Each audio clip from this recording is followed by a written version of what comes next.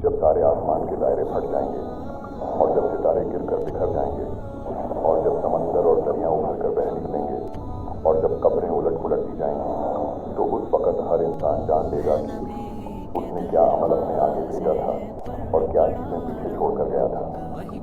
क़यामत के दिन जिस इंसान का नाम-ए-अमाल उसके दाएं हाथ में दिया जाएगा, उसको जन्नत की खुशखबरी दी जाएगी और खुशी खुशी अपने घर वालों की तरफ लौटेगा। लेकिन जिस इंसान का नाम-ए-अमाल उसके बाएं हाथ में दिया जाएगा, वो गुनहगारों में शुमार होगा और जहन्नुम की भड़कती आग में डाल दिया जाएगा।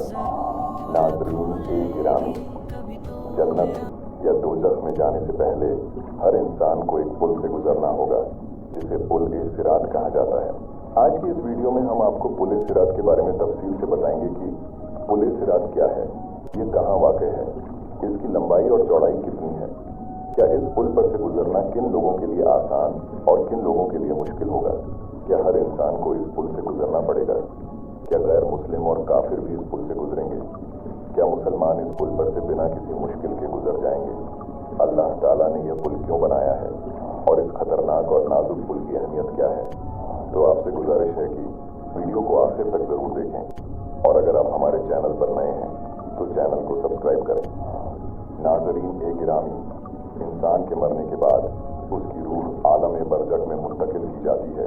आलम बरज़ख वो मकाम है जहाँ हर इंसान को उसके मरने के बाद क़यामत तक उसकी रूह को रखा जाता है। इस आलम में दो आलम और भी हैं। नेक और परहेजगार लोगों की रूह वादी इस्लाम में रखी जाती है, जो एक निहायत आराम और सुकून वाली जगह है, जबकि गुनहगार और काफिर लोगों को आलम बरहूत में रखा जाता है, जहाँ इंसान को उसके आमाल के मुताबिक क़यामत से पहले ही उसे अज़ाब और सज़ा में मुब्तला रखा जाता है।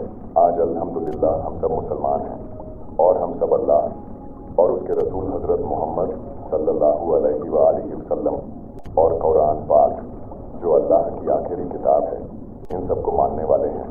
और क़यामत के दिन सिर्फ वही लोग हर इम्तिहान में कामयाबी हो जाएंगे जिन्होंने दुनिया में इन सब पर ईमान लाया होगा और नेक काम अंजाम दिए होंगे। नाज़रीन कराम, क़यामत के दिन इंसान को जन्नत में जाने के लिए पुल सिरात से गुजरना होगा। पुल सिरात एक ऐसा पुल है जो बाल से ज़्यादा बारीक और तलवार से ज़्यादा तेज़ है।